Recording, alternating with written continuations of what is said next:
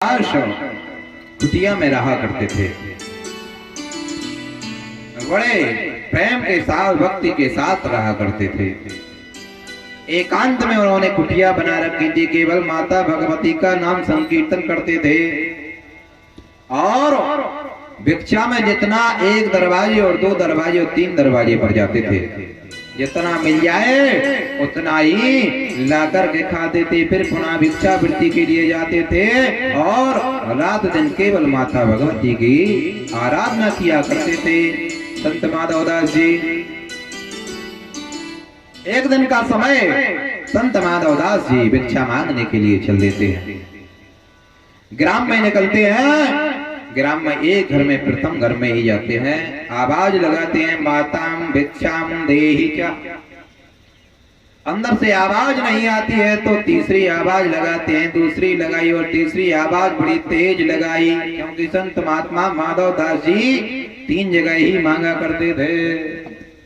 उसी समय आवाज लगाई बड़ी तेजी से, तो वहां से आवाज नहीं आई। थोड़ी देर ठहरे, अंदरों सुबह सुबह का समय था और उस घर में आपस में बहू और सास का युद्ध हो रहा था, वार्तालापों का, शब्दों का युद्ध। ऐसा युद्ध नहीं कि एक दूसरे को पकड़ के मार रहे, शब्दों का युद्ध हो रहा था। एक दूसरे को भला बुरा कह रही थी बहू, और कभी बहू भी बोल देती है सास को। तो संत जी ने कान में आवाज सुनी, संत जी ने सोचा यहाँ से चल देना चाहिए। संत महात्मा वहां से चलने वाले थे और किस बात पर युद्ध हो रहा था? वह शब्दों का कि उनके यहाँ कोई संतान नहीं थी, तो वह उनकी सास बोलने लगी बहू साहब की कि है तो मुख देखने के लायक नहीं है, इसके कोई संतान नहीं है। ऐसा बैर हो रहा था आपस में। उसी समय कहा अब तो चलते हैं। संत जी माधवदास जी कहने लगे आगे को बढ़ते हैं। आवाज नहीं लगाई, केवल यह शब्द बोला। उसी समय कहा संत महात्मा भी और चले आते हैं। समय से ना कोई काम ना कोई धंधो और मांगने के लिए चले आते हैं। तो बहू वहां पर पोता लगा रही थी, कपड़ा एक पुराना सा वस्त्र लिए हुए और अपने वह रसोई घर में पोता लगा रही थी। रसोई घर कहते हैं जहाँ खाना बनता है। नए लोग तो रसोई घर ही भूल गए हैं कि रसोई घर का होता है, रसगुल्ला बनते का वहां होता है रसोई घर। हमारे विवेक महाराज ने एक जगह कहा रसोईया में रखा है, वो जाओ घी ले आओ। इसी रात की बात है, आप ज्यादा दूर नहीं। तो उन्होंने समझा जहाँ रसगुल्ला बन रहा है महाराज वहां से घी ले आए। तो उनकी रसगुल्ला तो कल बनने भंडारो कर ले महाराज। अरे बोले भैया जहाँ भोजन बनता उसको रसोई घर बोलते हैं। विवेक महाराज हम आए, कहने लगे कहाँ पहुंचता हो? जितो कह रहे रसगुल्ला रसोई घर बोलत है, तो भंडारे को क्या बोले? ये कहा छेना घर? कहा ऐसा नहीं है। हमने कहा ये यहाँ की भाषा है भैया, भाषा एक भी है। मैं पहले शुरुआत में गया उस क्षेत्र में, वहाँ की भाषा है लेकिन बहुत प्यारी भाषा है। तो मैं राट के पास एक गांव है, याद नहीं यार, अकोना। अकोना बहुत बड़ा ग्राम है। शुरुआत में मैं यज्ञ करने गया था वहां पर, एक छोटा सा। उसके बाद वहां पर एक किया तो उन्होंने कहा पंडित जी क्या बना ले खाने के लिए? तो हमारी तो आदत है भैया कुछ भी बना लो। जब हम कुछ भी कहते हैं तो ब्राह्मण लोग हमारी तरफ थोड़ा सा निगाह भर के देखते हैं। कुछ नहीं का मतलब अब कुछ भी बन सकता है। तो मैंने कहा कुछ भी बना लीजिए। तो उन्होंने कहा पंडित जी नैना बना लें। अब नैना हम लोग जानते नहीं थे, वास्तविक हमने भी नाम नहीं सुना था। विवेक महाराज कहने लगे नैना बना लें। महाराज हमसे हंसने लगे, नैना का होता? तो महाराज आंखें नकार के बनाइए क्या बोलेंगे? इस प्रकार से हमने कहा भैया आप कह दो, जब आ जाएगा सामने तो देखेंगे वो भी। अब नैना की सब्जी बोलते हैं वहां, तुरई की सब्जी को नैना शब्द कहा गया है। हरी तुरैया को नैना बोलते हैं वहां। आप लोग हैं उस क्षेत्र के, आप जानते हैं कभी। तो विवेक महाराज को जब शांति मिली कि कहूँ ब्राह्मण की गटक आंख नकार के बनाए रहेगा, उस प्रकार से भैया ऐसे ऐसे शब्द हैं हमारे हिंदू धर्म में और खास करके बुंदेलखंड में कि लोग बाहर बोल दो ना तो बहुत कुछ कहते हैं।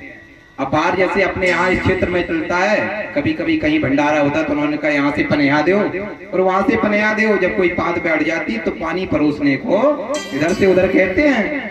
तो उसी भाषा में उधर दिल्ली हम लोग गए तो पंडित जी वो भाषा हमारे सीख गए।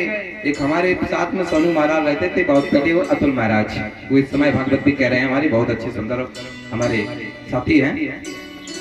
तो वो शब्द रट गए, उन्होंने कहा अब तो हम यही यूज किया करेंगे। दिल्ली गए हम लोग, दिल्ली कार्यक्रम किया, उसमें जैसे ही 5 बैठी हम लोगों की, तो वो यजमान से कह दिया भैया यहाँ से पनिया दो और वहां से पनिया दो, क्योंकि पानी नहीं था गिलासों में। तो उन्होंने वही शब्द सीख लिया था बुंदेलखंड का, तो वहां बोल दिया। अब वो लोग इंग्लिश पढ़ने वाले बच्चे वो कहने लगे पनिया दो, एक उसमें थोड़ा ज्यादा होशियार था बालक, वो कहने लगे पंडित जी कह रहे जूता ले आओ और जूता जमा दो। कहने लगे और क्या होता, बोले नहीं ये नहीं कह रहा जूता उठा लिया तो ये लोग पहन ले, भोजन हो गए, ये कह रहे। अरे तो बोले जूता यहाँ 3 खंड नीचे जूता है। फिर दोबारा दूसरी आवाज में हमारे सोनू महाराज बोले पनिया दो। अब इन्हें समझ में ना आए तो विवेक महाराज उठे, बोले जल दो। बोले जल दो कह पितृ देवता चल रहे जल दो। अरे बोले भैया जल आचमन के लिए इन गिलासों में डाल दो, पुनः जल पीना। अरे बोले सीधी बोलो ना। अरे बोले पानी दे दो, तब उन्होंने पानी दिया। तो ऐसी ऐसी कृपा है भैया, ऐसे ऐसे भक्त भी हैं तो ऐसे ऐसे पड़ जाते हैं। तो बुरा न मानना अगर हमारे ब्राह्मणों से निकल जाए कुछ। कृतेनो तत्व पापेनो तत्व पुत्र मानवः।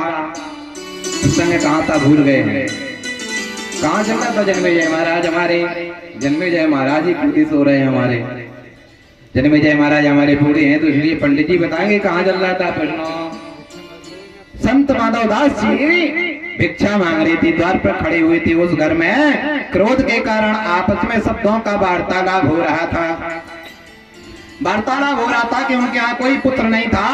और संत महात्मा से भरा बुरा कहते हुए वह छोटे से जीर्ण शीर्ण वस्त्र को लेकर के वह पोता रसोई में लगा रही थी। रसोई में उसी पोते को उसने क्रोध में लिया और क्रोध में आते हुए संत महात्मा के मुख पे मार दिया वह बहू ने। तो संत हृदय नवनीत समारा प्रेम ते प्रगट होय में जाना। संत का हृदय नवनीत मक्खन की तरह होता है, जैसे मक्खन अग्नि पे धरने पे पिघल उठता है, वैसे ही संत का हृदय होता है। उस बहू ने जैसे ही वह जीर्ण शीर्ण वस्त्र को पोते के जो बोला जाता है उसको फेंक करके मारा, तो वह संत महात्मा के मुख पर लगा। मुख पर जैसे ही लगा तो वह पोते को ले लिया और झोली में डाल लिया। झोली में डाल करके संत माधवदास जी वहां से चल देते हैं और कहते हैं पोता दिया है तूने पोता तुझे मिलेगा, दिया है तूने पोता तुझे मिलेगा, दिया है तूने पोता तुझे मिलेगा। संत माधवदास रे संत माधवदास संत माधवदास भी यही वचन को देता, दिया है तूने पोता तुझे मिलेगा, दिया है तूने पोता तुझे मिलेगा, पोता दिया है तूने, पोता दिया है तूने, पोता तुझे मिलेगा, पोता दिया है तूने, पोता तुझे मिलेगा, पोता दिया है तूने, पोता तुझे मिलेगा।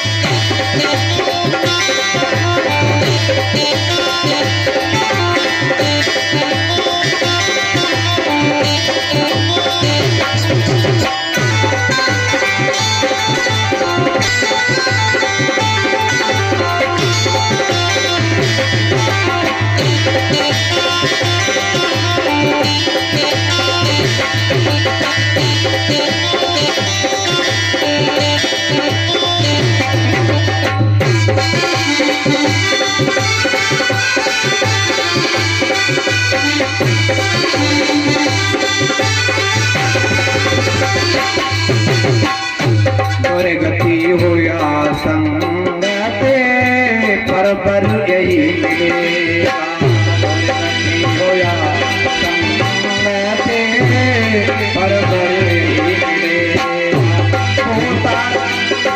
दुर्गति होया संगत पर तुझे यही मिलेगा, दुर्गति होया संगत पर तुझे यही मिलेगा।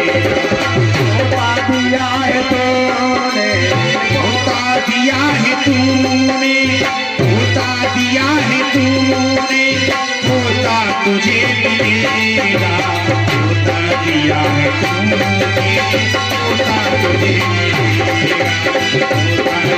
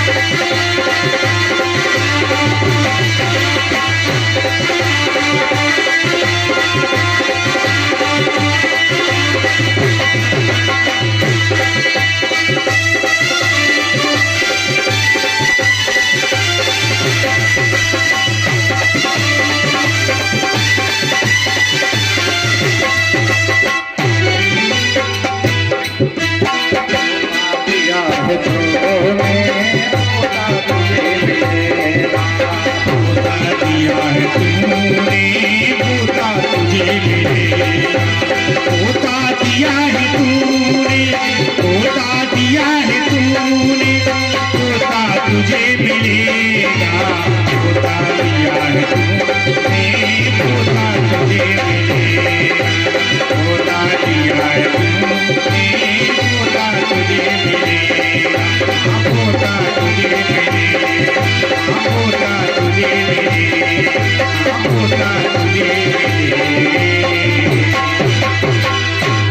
देवी मैया की जय।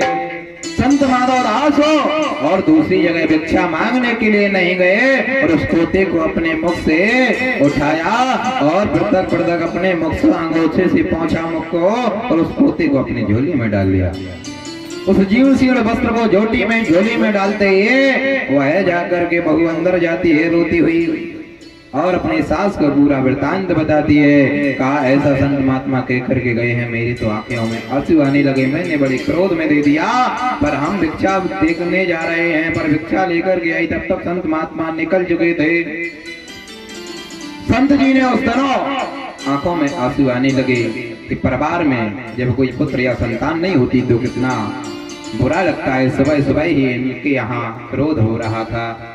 उस पोते को लिया संत महात्मा ने, रोने लगे संत महात्मा, कहने लगे जो बच्चन और दुर्गति और सदगति का देकर के आए हैं वह माता भगवती पूर्ण करना। तब तो हमारी कुछ परीक्षा ठीक है, तब तो आपके चरणों में हमारा रहना ठीक है। संत माधव दास गंगा के किनारे रहते थे, गंगा में ले गए उस वस्त्र को और धोने लगे। उस वस्त्र को संत माधव दास जब धोने लगे, उसके बाद संत माधव दास उस वस्त्र को गंगा में धुल रहे थे, वह वस्त्र से आवाज आती है, वह वस्त्र से आवाज आती है कि आपने तो मेरा जीवन ही बदल दिया। एको बहू ने फेंक करके आपके मुख पर दिया, पर आपने तो मेरा जीवन ही बदल दिया। धन्य है ऐसे सत्पुरुषों का संग, जो बदल देते हैं जीवन का रंग। सोता था मैं रोता था बड़े कीच के बीच, अंग अंग सड़े गले थे धर्म कर्म सब नीच। अंग अंग सड़े गले थे धर्म कर्म सब नीच। धन्य है ऐसे सत्पुरुषों का संग, जो बदल देते हैं जीवन का रंग। संत माधव दास भी रो रहे हैं और वह पोता वस्त्र भी रो रहा है, कह रहा है धन्य है ऐसे संत पुरुषों का संग, जो आपके हाथों में हम आया तो आज गंगा में स्नान कर रहा हूँ। ऐसे संत महात्माओं का संग अगर हो जाएगा तो हमारा जीवन बदल गया। आज तो है। कहने लगे संत माधव दास जी, कोई चिंता न करिए, हम तो आपको माता भगवती के चरणों में पहुंचा देंगे। उसी समय उस जीर्ण शीर्ण वस्त्र को सुखाने के लिए सूर्य की रोशनी में डाल देते हैं। सूर्य के तेज के कारण वह वस्त्र सूख जाता है। उस वस्त्र को जीर्ण शीर्ण वस्त्र को वह फाड़ फाड़ करके 108 बत्तियां बनाते हैं। संत माधव दास जी और माता भगवती के चरणों में सायंकाल में आरती जब लगाते हैं तो यही प्रार्थना करते हैं, जो मैं वचन दे करके आए हैं तो यह वही पोते की बत्तियां हैं जो गंगा जल में स्नान करने के बाद पवित्र करने के बाद हमने आपको अर्पण किया है। हमारे वचनों का माता भगवती ध्यान रखना। संत माधव दास जी नित्य प्रति ऐसा ही करने लगे।